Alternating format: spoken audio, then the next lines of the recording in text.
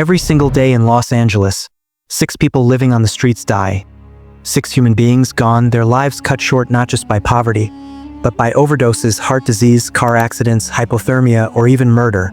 That's over 2,500 deaths in a single year, 2,508 to be exact, in 2023 alone. Picture the faces of those people. Mothers, fathers, veterans, kids who aged out of foster care. Each one a story, each one a tragedy. Right now, in the City of Angels, 72,308 people are unhoused, sleeping in tents, cars, or cardboard boxes under freeway overpasses. That's enough to fill a football stadium, and yet we walk by them every day. Why is this happening in one of the wealthiest cities in the world? And what are we going to do about it? Stay with me, because this is a story that'll shake you to your core, and by the end, I want you to tell me in the comments, what's one thing you think we can do to fix this crisis? Los Angeles is a city of dreams, right? Hollywood, beaches, sunshine, the place where stars are born. But for tens of thousands of people, it's a nightmare. Let's start with a man I'll call James. James is 42, a father of 2, and he used to be a mechanic. He had a small apartment in South LA, paid his bills, took his kids to school. But then his hours got cut, rent spiked, and one missed paycheck turned into an eviction notice. Now, James sleeps in a tent on Skid Row, a 50-block stretch in downtown LA where 4,700 people are packed into a living hell of poverty. His kids, there with their mom, who's barely scraping by herself. James isn't lazy. He's not a criminal. He's just one of the 43,699 people in the city of Los Angeles who are unhoused as of 2025. A number that's down 3.4% from last year's 45,252, but still way too high. What's shocking is how this crisis isn't new. It's been building for decades, and we've let it fester. Back in the Great Depression, Los Angeles was already struggling. In 1933, there were 101,174 homeless people across California's 48 counties, and the city's police headquarters had to turn away hundreds of men during a cold snap because they only had room for 600. Fast forward to the 1950s, and LA made a choice that haunts us today. They stopped building public housing, calling it socialistic during the Red Scare. Then, they bulldozed 15,000 single-room occupancy units on Skid Row and 7,000 low-income homes in Bunker Hill for urban renewal projects. That's 22,000 affordable homes gone. Poof. Imagine if those homes still existed today. Would James be on the street? Would those 72,308 people in LA County have a roof over their heads? Now let's talk money, because that's where this gets even crazier. The average home in Los Angeles today costs over $1 million. Back in the early 1970s, it was $25,000. Even adjusted for inflation, home prices have skyrocketed 6 times over, making it impossible for working-class folks like James to ever dream of owning a home. Rents no better. Every $100 increase in median rent leads to a 9% spike in homelessness. LA County needs over 500,000 more affordable homes to close the gap, but we're nowhere close. And here's the kicker. To end homelessness by 2032, the city needs $21.7 billion over the next decade. 2/3 of that money? It doesn't exist. It's unfunded. At the current pace, one county supervisor said it'd take 3 centuries, 300 years, to fix this. Can you wrap your head around that? 3 centuries of people like James living and dying on our streets. But it's not just about money.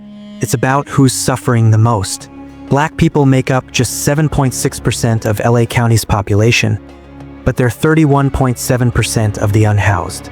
That's not an accident. It's systemic. Historical redlining, discriminatory lending, and unequal access to jobs and education have pushed Black Angelenos into the margins. On Skid Row, 23% of the unhoused are Latino, another group hit hard by economic inequality. These aren't just numbers. They're people with names, stories, and dreams, trapped in a system that's failed them. And here's something that'll make your jaw drop. A 2023 study from the University of California, San Francisco found that 90% of California's unhoused population were already living in the state before they lost their homes. This isn't about people flooding in from elsewhere. It's our neighbors, our friends, our family, pushed out by a broken system. Let's meet Maria, another face of this crisis. Maria's 28, a single mom who fled domestic violence. She couch-surfed for months, trying to keep her 2-year-old daughter safe. But with no affordable childcare and a minimum wage job, she couldn't afford rent. Now, she's one of the 52,365 unsheltered people in LA County, 69.5% of the unhoused, who live in tents, cars, or makeshift shelters. Maria's daughter sleeps in a stroller next to her, under a tarp, because shelters are often full or feel unsafe.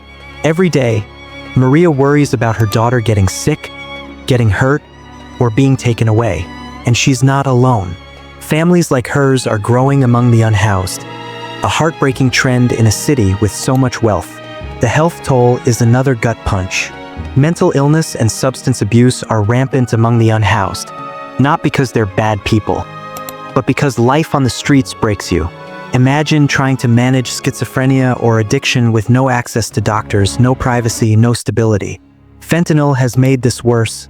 Overdoses are a leading cause of those 2,508 deaths in 2023.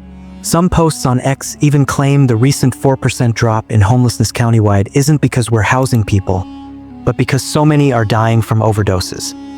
That's unverified, but it's a chilling thought, isn't it? 6 people dying every day, and we're barely talking about it. Let's talk about Skid Row, because it's the epicenter of this crisis.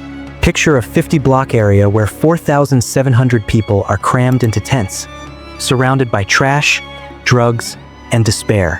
It's not just a place, it's a symbol of our failure. Back in the day, Skid Row was where single-room occupancy hotels offered cheap housing for workers. But those hotels, mostly gone, torn down for progress. Now it's a place where hope goes to die. I talked to a volunteer who works there, and she told me about a man named Tony. Tony's a veteran, served 2 tours in Iraq, but PTSD and a divorce left him on the street. He's been on Skid Row for 3 years, waiting for housing that never comes. Tony's one of thousands who've been promised help, but the system moves too slow. Speaking of promises, let's look at what's being done.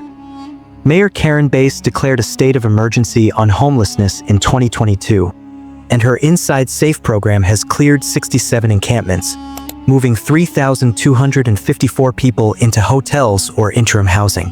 That sounds great, right? But here's the catch. Only 23% of them, about 748 people, have made it to permanent housing. The rest, many, like 819 of them, end up back on the streets. Why? Because there aren't enough permanent homes. The county's Pathway Home program is trying too, moving 443 people from encampments to interim housing and 56 to permanent homes since August 2023. But for every 100 people housed, 120 more become unhoused. It's like bailing out a sinking ship with a teaspoon. And then there's the bureaucracy. The Los Angeles Homeless Services Authority, or LAHSA, has been the main agency tackling this crisis.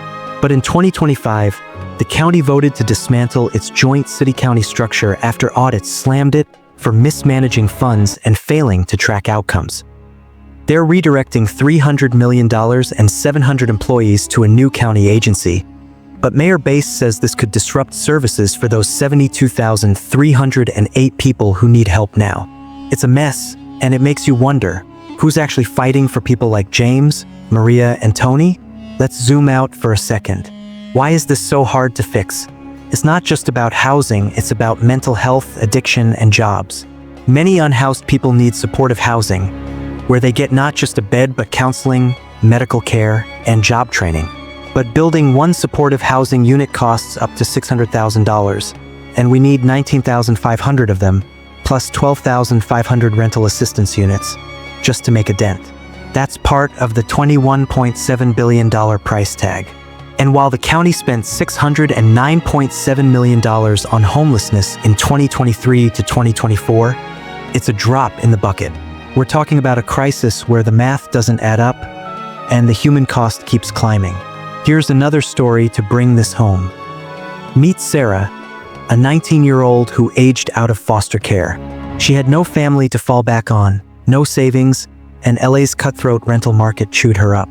She's been unhoused for a year, sleeping in her car when she can afford gas, or on the street when she can't. Sarah wants to go to college, but how do you study when you're worried about where you'll sleep?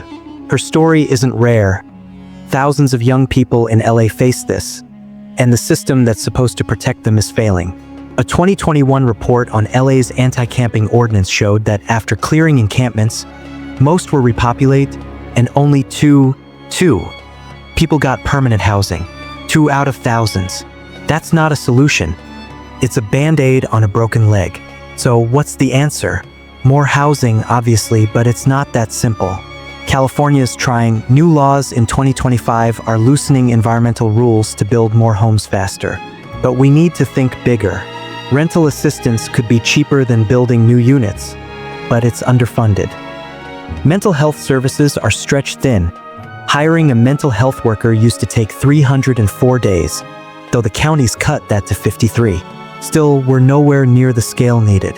And then there's prevention, stopping people like James, Maria, and Sarah from becoming homeless in the first place.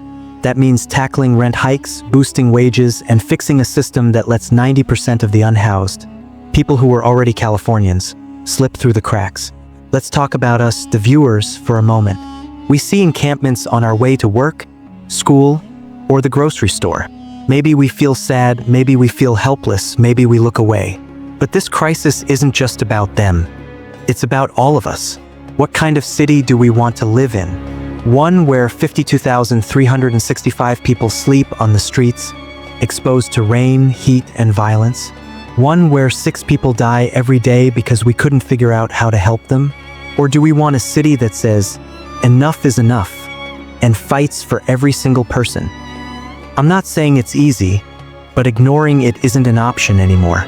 Here's where you come in. I want to hear from you in the comments.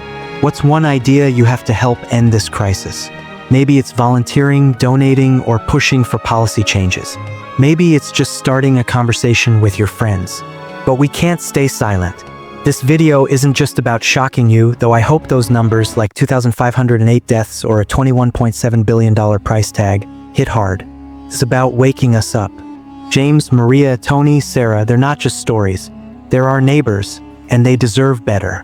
Before I wrap up, let's reflect on one last thing. Los Angeles is a city of contrasts. Glamour and grit, mansions and tents. We've got the resources, the brain power, the heart to fix this. But it starts with facing the truth. 72,308 people unhoused, 31.7% of them Black despite being just 7.6% of the population, 52,365 unsheltered, and a system that's been failing since the 1930s. We've got to do better. So, hit that like button if this moved you, subscribe if you want to keep talking about tough issues like this, and most importantly, drop your thoughts in the comments. What's one thing we can do to end homelessness in LA? Let's start this conversation now, because those 72,308 people can't wait another day.